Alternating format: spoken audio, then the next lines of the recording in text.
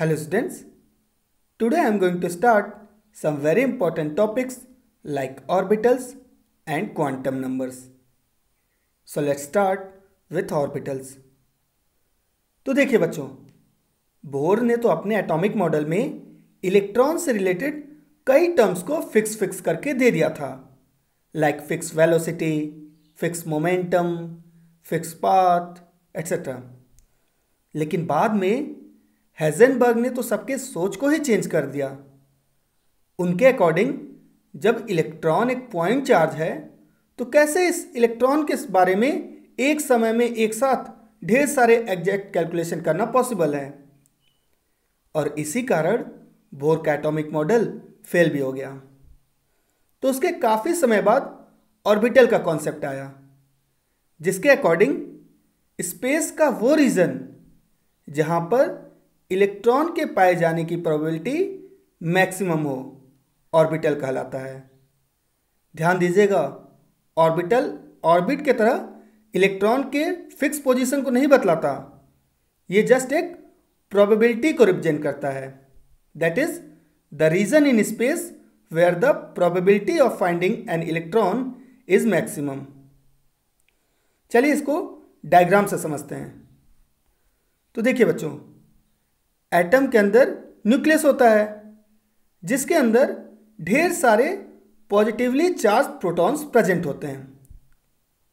और इलेक्ट्रॉन पर कैसा चार्ज होता है? Yes, negative. और ये निगेटिवली चार्ज्ड इलेक्ट्रॉन्स एटम के अंदर न्यूक्लियस के अराउंड एक फिक्स पाथ में नहीं बल्कि रैंडम मोशन करते हैं। और अभी ये जो स्क्रीन पर सब लोग न्यूक्लियस के अराउंड ढेर सारे ब्लू स्पॉट्स देख रहे हो ना, ये सभी ब्लू स्पॉट्स किसी पर्टिकुलर टाइम पर इलेक्ट्रॉन के पोजीशंस को ही रिप्रेजेंट कर रहे हैं। तो इन स्पॉट्स को देखकर हम लोग बोल सकते हैं कि एटम के अंदर इन्हीं सब जगह इलेक्ट्रॉन घूमता रहता होगा। और अगर इन सभी स्पॉट्स को एक स्फीयर के थ्रू कवर कर दें तो हम लोग बोल सकते हैं कि यही वो रीजन है जहां पर इलेक्ट्रॉन के पाए जाने की प्रोबेबिलिटी मैक्सिमम है, जिसे हम लोग ऑर्बिटल बोलते हैं। बच्चों, ये ऑर्बिटल्स मेनली 4 टाइप्स के होते हैं। पहला है एस ऑर्बिटल, दूसरा है पी ऑर्बिटल, तीसरा है डी ऑर्बिटल और चौथा है एफ ऑर्बिटल। एस ऑर्बिटल का शेप स्फेरिकल होता है, पी ऑर्बिटल का शेप डम्बल्ड होता है, डी ऑर्बिटल का शेप डबल टाइप का होता है, और एफ ऑर्बिटल का शेप अभी तक एग्जैक्टली डिफाइन नहीं किया जा सका है।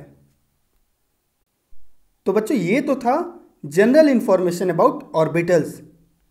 अब बात करते हैं क्वांटम नंबर्स की।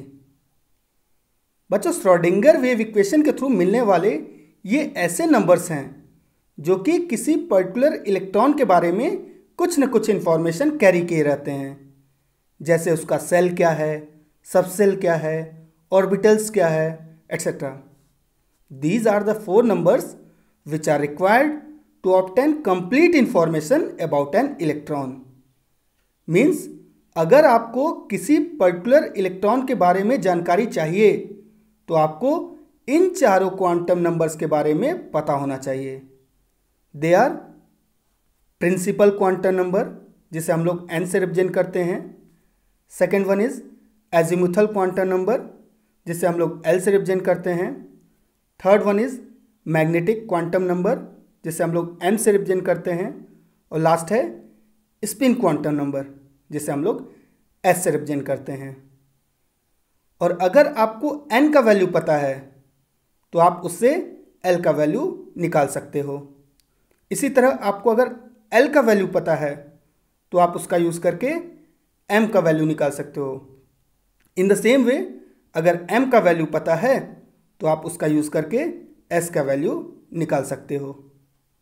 तो चलिए वन बाय वन इन सभी क्वांटम नंबर्स के बारे में स्टडी करते हैं, starting with principal quantum number, जिसे स्मॉल एन से रिप्रेजेंट किया जाता है।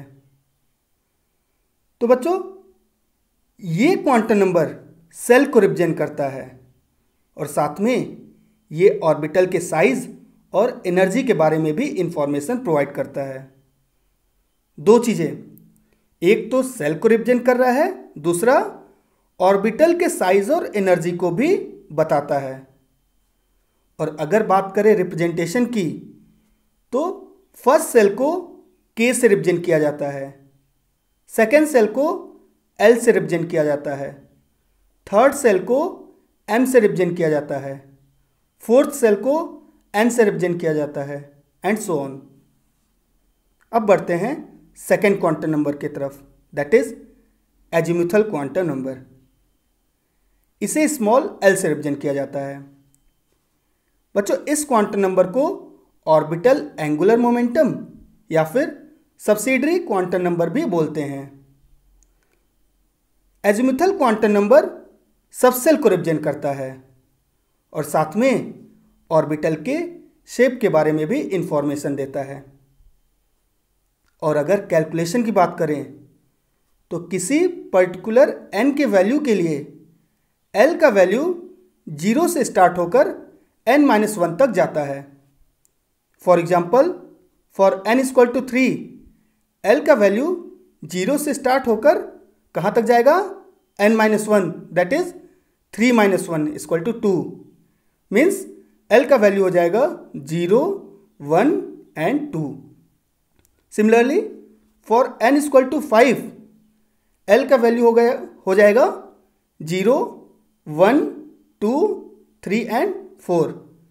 मतलब l का वैल्यू मैक्सिमम कहाँ तक जाएगा? n से एक कम, n-1 तक।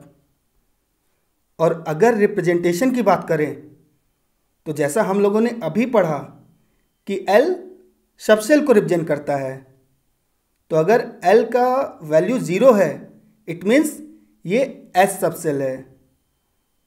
अगर l का वैल्यू 1 है, मीन्स P सबसेल। अगर l का वैल्यू 2 है, मीन्स D सबसेल। अगर l का वैल्यू 3 है, means F subshell, and so on. अब बढ़ते हैं अपने थर्ड क्वांटम नंबर की तरफ, that is magnetic quantum number, जिसे स्मॉल m से रिप्रेजेंट किया जाता है। बच्चों, क्वांटम थ्योरी के अकॉर्डिंग एटम के अंदर ढेर सारे सेल्स प्रेजेंट होते हैं। इन सेल के अंदर सबसेल्स प्रेजेंट होते हैं, सबसेल्स के अंदर ऑर्बिटल्स प्रेजेंट होते हैं और ऑर्बिटल के अंदर जाके इलेक्ट्रॉन प्रेजेंट होता है। तो ये जो थर्ड क्वांटम नंबर है ना, मैग्नेटिक क्वांटम नंबर, ये किस सबसेल के अंदर कितने नंबर ऑफ ऑर्बिटल्स प्रेजेंट होते हैं इसको रिप्रेजेंट करता है। और साथ में इन सभी ऑर्बिटल्स का ओरिएंटेशन क्या है, मीन्स ये ऑर्बिटल्स किस एक्सिस के अलोंग लाई करते हैं, एक्स एक्सिस के अलोंग कि वाई के अलोंग कि जेड एक्सिस के अलोंग, इन सभी को भी यही क्वांटम नंबर बताता है। और अगर कैलकुलेशन की बात करें तो for a given value of L there are total 2l+1 value of M which is given by M = -L to the +L। Means अगर आपको L का वैल्यू गिवन है तो उसका यूज करके आप M का वैल्यू निकाल सकते हो। कैसे? -L से स्टार्ट करना होगा, 1 1 इंक्रीज करते हुए +L तक वैल्यू लिख देना होगा। For example, for L = 1, means अगर आपको L का वैल्यू 1 गिवन है तो उस केस में M का वैल्यू हो जाएगा -1, 0, +1, मीन्स टोटल 3 वैल्यूज। इसी तरह अगर L = 2 है तो इस केस में M का वैल्यू हो जाएगा -2, -1, 0, +1 एंड +2, मीन्स टोटल 5 वैल्यूज। और M की जितनी वैल्यू होती है ना, उतना ही नंबर ऑफ ऑर्बिटल्स उस सबसेल में प्रेजेंट होता है। लाइक अभी हमने देखा कि L = 1, that is P subshell. P subshell के लिए L का 3 वैल्यू मिला, दैट इज -1, 0 और +1। इट मीन्स P सबसेल के अंदर 3 p ऑर्बिटल्स प्रेजेंट होते हैं। इसी तरह L = 2, that is D subshell, इसके लिए एल का टोटल 5 वैल्यूज मिला, दैट इज -2, -1, 0, +1 और +2। इट मीन्स डी सबसेल में 5 d ऑर्बिटल्स प्रेजेंट होते हैं एंड सो ऑन। अब बात करते हैं अपने लास्ट क्वांटम नंबर की, that is spin quantum number. इसे स्मॉल h से रिप्रेजेंट किया जाता है। तो बच्चों ये जो इलेक्ट्रॉन्स होते हैं ना, ये रैंडम मोशन करने के साथ साथ अपने एक्सिस के अलोंग भी रोटेट करते हैं, जस्ट लाइक आवर अर्थ। और रोटेशन के लिए कितना डायरेक्शन पॉसिबल है? यस, 2, दैट इज क्लॉकवाइज और एंटी क्लॉकवाइज। तो बच्चों इलेक्ट्रॉन भी क्लॉकवाइज रोटेट भी कर सकता है और एंटी क्लॉकवाइज भी, और ये स्पिन क्वांटम नंबर इसी चीज को बताता है। It gives the information about the spinning direction of the electron present in an orbital. It may be clockwise और एंटी क्लॉकवाइज। क्लॉकवाइज रोटेशन के लिए हम लोग +½ सिंबल का यूज करते हैं या फिर अपवर्ड एरो का। इसी तरह एंटी क्लॉकवाइज रोटेशन के लिए हम लोग -½ सिंबल का यूज करते हैं या फिर डाउनवर्ड एरो का। और एक बात और, एक ऑर्बिटल में मैक्सिमम 2 ही इलेक्ट्रॉन्स रह सकते हैं और दोनों का डायरेक्शन अपोजिट होना चाहिए। मीन्स एक अगर क्लॉकवाइज रोटेशन कर रहा है तो दूसरा एंटी क्लॉकवाइज होना चाहिए। एक को अगर आप +½ से रिप्रेजेंट कर रहे हो तो दूसरे को -½ से करना होगा, या फिर एक को अगर आप अपवर्ड एरो से रिप्रेजेंट कर रहे हो तो दूसरे को डाउनवर्ड एरो से रिप्रेजेंट करना होगा। तो इस तरह से बच्चों मैंने 1 बाय 1 चारों ही क्वांटम नंबर्स के बारे में आप लोग को बता दिया। तो चलिए एक दो न्यूमेरिकल्स को सॉल्व करके सभी इंफॉर्मेशन को कंपाइल करते हैं। So our first numerical is find out all the possible values of L, M and S for n = 2। Means n = 2 देकर इसके लिए L, M और S के सारे ही पॉसिबल वैल्यूज को निकालना है। Means n = 2, that is L shell. इस सेल में कितने सबसेल्स प्रेजेंट हैं, कितने ऑर्बिटल्स प्रेजेंट हैं और कितने इलेक्ट्रॉन्स प्रेजेंट हैं, इन सभी को पता करना है। तो देखिए बच्चों, as we know for a given value of n, L होता है 0 to n-1। For a given value of L, M होता है -L to 0 to +L। और हर ऑर्बिटल में 2 इलेक्ट्रॉन्स प्रेजेंट होते हैं विथ अपोजिट डायरेक्शन। तो चलिए इन सभी इंफॉर्मेशन का यूज करके इस न्यूमेरिकल को सॉल्व करते हैं। तो बच्चों n दिया है 2, जिसके लिए L का वैल्यू हो जाएगा 0, दैट इज S सबसेल, और 1, दैट इज P सबसेल। इन दोनों ही सबसेल के पहले 2 क्यों लगा है? क्योंकि ये दोनों ही सबसेल सेकेंड सेल के अंदर हैं। अब हमें हर L के वैल्यू के लिए M निकालना है, स्टार्टिंग विथ L = 0। L = 0 के लिए M का वैल्यू हो जाएगा 0, मीन्स केवल एक वैल्यू, जिसका ये मतलब है कि इस सबसेल में केवल एक ही ऑर्बिटल प्रेजेंट है, जिसको हम लोग एक सिंगल बॉक्स से रिप्रेजेंट कर रहे हैं। अब L = 1 के लिए M का वैल्यू निकालते हैं, जिसके लिए हो जाएगा -1, 0 और +1, मीन्स टोटल 3 वैल्यूज, जिसका ये मतलब है कि इस सबसेल में टोटल 3 ऑर्बिटल्स प्रेजेंट हैं। इसलिए इस केस में हम लोग 3 बॉक्स बना रहे हैं। अब लास्ट में हमें S के वैल्यूज को भी निकालना है। तो जैसा हम लोग जानते हैं कि हर ऑर्बिटल में मैक्सिमम 2 इलेक्ट्रॉन हो सकता है, वो भी दोनों का साइन अपोजिट होना चाहिए, स्पिनिंग डायरेक्शन अपोजिट होना चाहिए। मीन्स अगर एक को हम लोग अपवर्ड एरो से रिप्रेजेंट कर रहे हैं तो दूसरे को डाउनवर्ड एरो। तो हम लोग को सारे ही पॉसिबल वैल्यूज़ के लिए हर ऑर्बिटल में मैक्सिमम दो इलेक्ट्रॉन को रिप्रेजेंट करना होगा और डायरेक्शन अपोजिट करके। तो हम लोग को क्या करना है, लास्ट में हर बॉक्स के अंदर दो इलेक्ट्रॉन्स को रिप्रेजेंट कर देना है। तो देखिए इस तरह से मैंने चारों ही ऑर्बिटल में 1 बाय 1 दो इलेक्ट्रॉन रिप्रेजेंट कर दिया। यही हमारा आंसर है। तो चलिए ऐसे ही एक और न्यूमेरिकल को सॉल्व करते हैं। तो हमारा अगला न्यूमेरिकल भी कुछ ऐसा ही है, बस मैंने n का वैल्यू चेंज कर दिया है।